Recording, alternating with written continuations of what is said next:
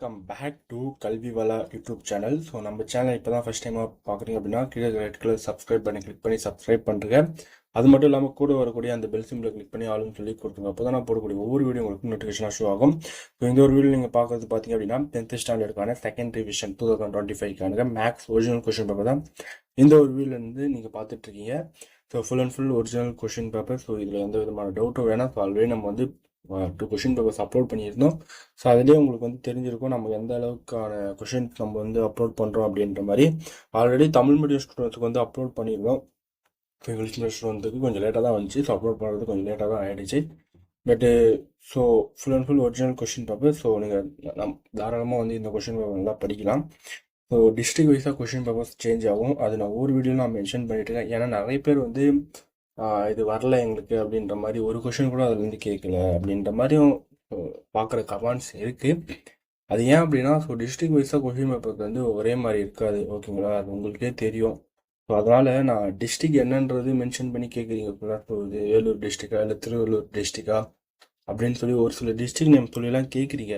நான் வந்து district name reveal பண்ணோம் அப்படின்னா சில டார்கெட் சொன்னால் அதை கம்ப்ளீட் பண்ணுங்க அப்படின்ற மாதிரி.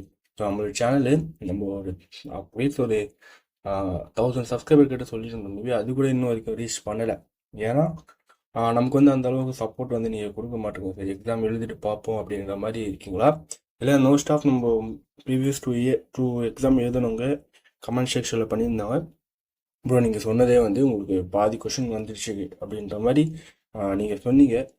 நான் என்ன சொல்கிறேன் அப்படின்னா ஸோ நம்ம போடுற வீடியோ அந்த மோஸ்ட் ஆஃப் இம்பார்ட்டன்ட் கொஷின்லேருந்து தான் நம்ம வந்து கவர் ஆகிருக்கோம். ஓகேங்களா, இந்த கொஷின் பேப்பர் நீங்கள் பார்த்தீங்க அப்படின்னா நம்ம ப்ரீவியஸ்லேயே வந்து எடுத்து வந்து இம்பார்ட்டன்ட் கொஷின் வந்து போட்டிருப்போம். ஓகேங்களா, ஸோ அந்த இம்பார்ட்டன்ட் கொஷின்லேருந்து தான் இது ஃபுல்லாகவே வந்து கவர் ஆகியிருக்கும். ஓகேங்களா, நீங்கள் அந்த இம்பார்ட்டன்ட் கொஷின் படித்தாலே to useful to other public exam. ஓகேங்களா, ஆல்ரெடி அது நீங்கள் பார்க்காதவங்களும் போய் பாருங்கள், நம்ம சேனலில் வந்து அப்லோட் பண்ணியிருக்கோம். ஸோ அந்த ஒரு கொஷினும் உங்களுக்கு வந்து ரொம்ப யூஸ்ஃபுல்லாக இருக்கும்.